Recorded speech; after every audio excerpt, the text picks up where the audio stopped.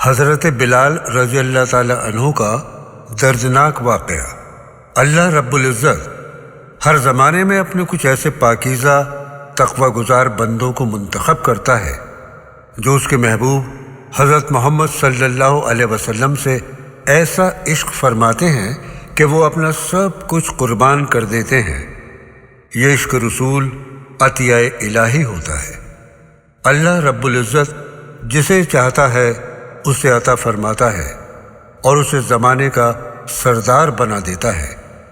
اسی عشق کی بدولت اللہ رب العزت نے ایک حبشی غلام کو وہ عزت اور عظمت عطا فرمائی کہ عشق رسول ہی ان کی پہچان بن گئی۔ یہ دردناک واقعہ ہے ایک حبشی غلام کا جو اپنے نسب کے اعتبار سے تو غلام تھا لیکن ملت اسلام کا آقا کہلایا۔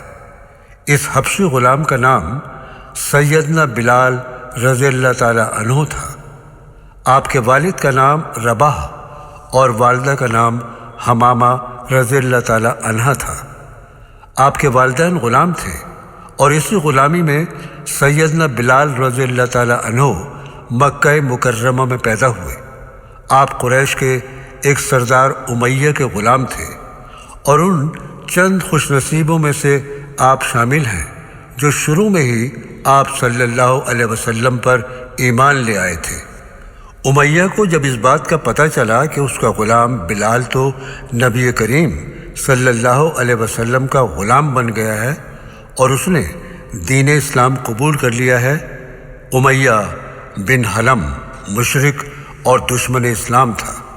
اس نے بلال کو اپنے پاس بلایا اور ان سے پوچھا، مجھے بتایا گیا ہے کہ تو نے لات و منات اور عزیٰ سے منہ پھیر لیا ہے اور کوئی دوسرا معبود تلاش کر لیا ہے، کیا یہ بات سچ ہے؟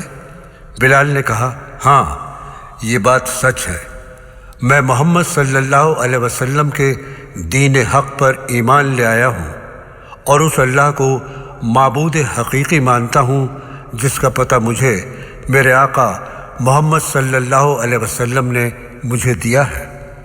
امیہ نے بلال کا یہ بے باک جواب سنا تو سر سے پاؤں تک بدن میں آگ لگ گئی۔ ایک غلام ہوتے ہوئے اس قدر بے باکی سے بات کر رہا ہے، وہ برداشت نہ کر سکا اور شدید غصے میں کہنے لگا، بلال اس دین سے باز آ جا ورنہ تجھے شدید سزا دوں گا۔ بلال تو ایمان کی حلاوت پا چکے تھے، وہ کہاں پیچھے ہٹنے والے تھے۔ عشق محمدی صلی اللہ علیہ وسلم کی پاداش میں امیہ نے بلال پر ظلم و ستم کے پہاڑ توڑنا شروع کر دیے۔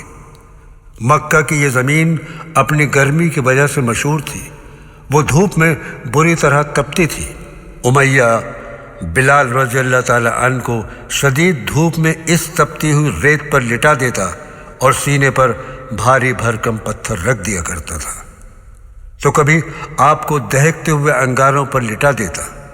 آپ کے بدن کی چربی پگھل پگھل کر انگاروں کو بجھاتی تھی، لیکن آپ کے سینے میں عشق رسول کی وہ شمع روشن تھی کہ ظلم و ستم کی کوئی آندھی اسے بجھا نہیں سکتی تھی۔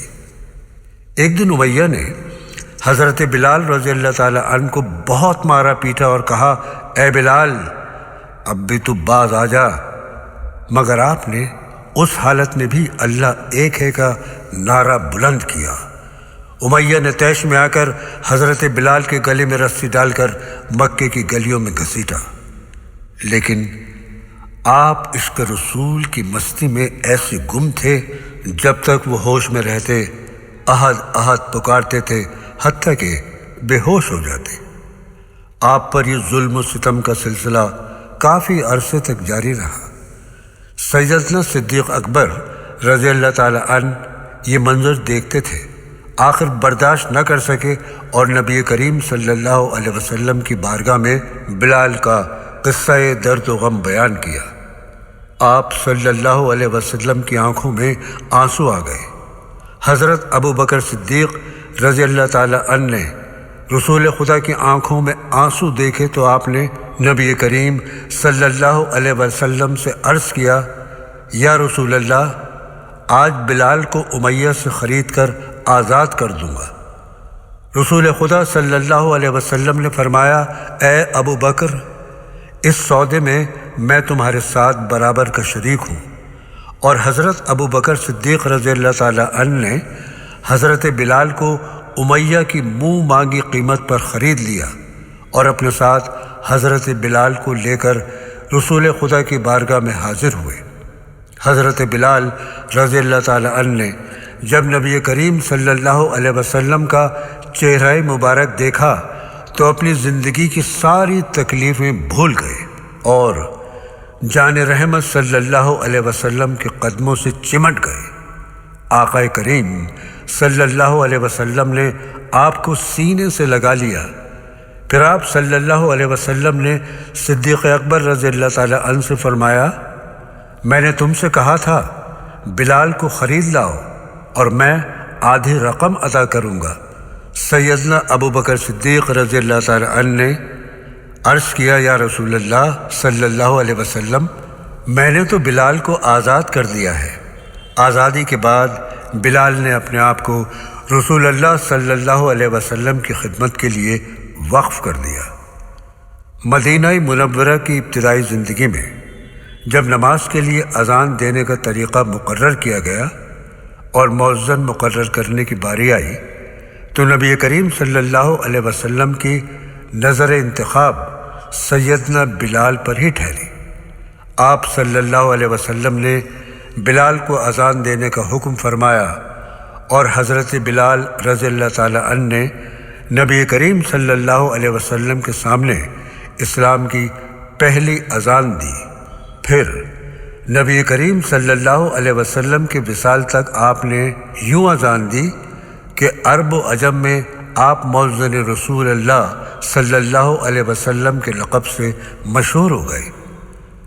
فتح مکہ کے دن جب نبی کریم صلی اللہ علیہ وسلم نے فرمایا، نماز کا وقت ہو گیا ہے، بلال تم آج کعبے کی چھت پر کھڑے ہو کر اذان دو، حضرت بلال رضی اللہ تعالیٰ عنہ فوراً اذان دینے کے لیے کعبے کی چھت پر پہنچ گئے اور سوچنے لگے، جب میں نے مسجد نبوی میں اذان دی تو چہرہ کعبے کی سمت کیا، میں نے بدر و احد کے میدانوں میں اذان دی تو چہرہ کعبے کی سمت کیا، میں نے جہاں جہاں اذان دی اپنا چہرہ کعبے کے رخ کیا، لیکن جس کعبے کی طرف رخ کر کے اب تک اذان دیتا رہا ہوں، آج وہ کعبہ میرے قدم و تلے ہے، آج میں اپنا چہرہ کس جانب کروں؟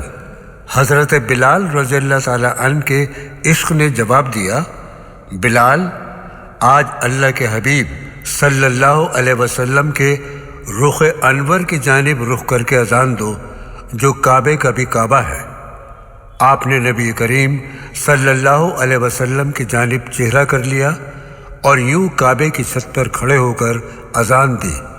11 ہجری میں نبی کریم صلی اللہ علیہ وسلم کا وصال ہوا۔ وصال نبوی کا سانحہ تمام صحابہ اکرام کے لیے بہت بڑا صدمہ تھا۔ حضرت بلال رضی اللہ تعالیٰ عنہ پر تو غموں کے پہاڑ ٹوٹ پڑے، وہ دن رات روتے رہتے تھے اور انہوں نے اذان دینا چھوڑ دیا تھا۔ ایک دن حضرت بلال رضی اللہ تعالیٰ عنہ حضرت ابو بکر صدیق رضی اللہ تعالیٰ عنہ سے اجازت لے کر جہاد کے لشکر کے ساتھ ملک شام چلے گئے۔ شام میں کافی عرصہ گزر جانے کے بعد ایک رات آپ گہری نیند سے سو رہے تھے کہ خواب میں نبی کریم صلی اللہ علیہ وسلم تشریف لے آئے اور فرمایا، اے بلال، ہم تو تمہارے لیے اداس ہیں، ہم سے تم ملنے کیوں نہیں آتے؟ آپ فوراً بیدار ہوئے اور اسی وقت مدینہ منورہ کے لیے چل دیے۔ آقا دو جہاں صلی اللہ علیہ وسلم کے شہر مقدس میں حاضر ہوئے۔ اہل مدینہ نے بڑی محبت سے آپ کا استقبال کیا۔ امیر المومنین سیدنا فاروق اعظم رضی اللہ تعالی عنہ نے آپ کو جس دم دیکھا تو بازو پھیلا دیے اور فرمایا، ہمارے سردار آ گئے۔ حضرت بلال رضی اللہ تعالی عنہ وہاں سے سیدھے مسجد نبوی پہنچے اور روضہ رسول صلی اللہ علیہ وسلم کی زیارت کی اور قبر انور سے لپٹ گئے۔ آپ روتے جاتے اور کہتے جاتے یا رسول اللہ صلی اللہ علیہ وسلم، اداس تو آج میں آپ سے ہوں، حتیٰ کہ بے ہوش ہو گئے۔ اتنی دیر میں مسجد نبوی میں لوگ جمع ہو گئے اور فرمائش کرنے لگے، بلال ایک دفعہ وہ اذان تو سنا دو جو حبیب مصطفیٰ صلی اللہ علیہ وسلم کے زمانے میں سناتے تھے۔ لیکن آپ سب سے معذرت کرتے رہے۔ پھر حسنین کریمین تشریف لائے، آپ نے انہیں بہت پیار کیا۔ پھر حسن اور حسین دونوں بھائیوں نے آپ سے اذان کی فرمائش کی۔ اب حضرت بلال رضی اللہ تعالیٰ عنہ آپ کی فرمائش کیسے رد کر سکتے تھے؟ ظہر کا وقت تھا۔ اب حضرت بلال رضی اللہ تعالیٰ عنہ اذان دینے کے لیے کھڑے ہوئے۔ جو ہی مؤذن رسول صلی اللہ علیہ وسلم کی زبان سے اللہ اکبر کی صدا بلند ہوئی، مدینے کے لوگ تڑپ اٹھے۔ یوں لگ رہا تھا جیسے وہی نبی کریم صلی اللہ علیہ وسلم کا زمانہ واپس آ گیا ہے۔ مرد و زن اپنے اپنے گھروں سے نکل کر روتے ہوئے مسجد نبوی کی طرف دوڑتے چلے آئے۔ ہر ایک کی آنکھ اشک بار تھی، ہر دل میں اپنے آقا محمد صلی اللہ علیہ وسلم کی یاد تازہ ہو گئی۔ ادھر حضرت بلال رضی اللہ تعالیٰ عنہ کی حالت ہی اور تھی۔ آپ جب نبی کریم صلی اللہ علیہ وسلم کے سامنے اذان دیا کرتے تھے، تب جب یہ کلمات آتے اشہد ان محمد رسول اللہ، تو حضرت بلال رضی اللہ تعالیٰ عنہ نبی کریم صلی اللہ علیہ وسلم کی طرف نظر اٹھاتے تھے اور آپ صلی اللہ علیہ وسلم کو دیکھ کر رسالت کی گواہی دیا کرتے تھے۔ لیکن آج جب آپ ان کلمات پر پہنچے اور عادت کے مطابق ممبر رسول صلی اللہ علیہ وسلم کی طرف نظر اٹھا کر دیکھا تو نظارے بدل چکے تھے۔ نبی کریم صلی اللہ علیہ وسلم آپ کو دکھائی نہیں دیے۔ آپ پر اتنا صدمہ طاری ہوا جس کی وجہ سے آپ بے ہوش ہو گئے اور اس سے آگے اذان نہ دے سکے۔ یہ حضرت بلال رضی اللہ تعالیٰ عنہ کی آخری اذان تھی۔ آپ واپس ملک شام چلے گئے اور اس کے بعد آپ نے وصال تک کبھی اذان نہیں دی۔ جب آپ کے وصال کا وقت آیا تو آپ کی زوجہ رونے لگی اور کہنے لگی، ہائے افسوس، ہائے افسوس۔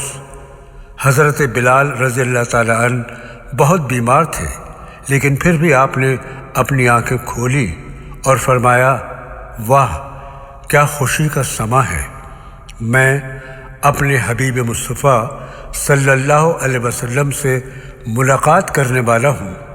اور جب آپ کا وصال ہوا تو سیدنا حضرت عمر فاروق رضی اللہ تعالیٰ عنہ کو خبر دی گئی۔ آپ یہ خبر سن کر اتنا روئے کہ روتے روتے بدحال ہو گئے اور یہی کہہ رہے تھے، ہمارا بلال ہمیں چھوڑ کر چلا گیا۔ اللہ تبارک و تعالی ہمیں بھی اپنے حبیب حضرت محمد صلی اللہ علیہ وسلم کی محبت اور کامل اتباع نصیب فرمائے، آمین۔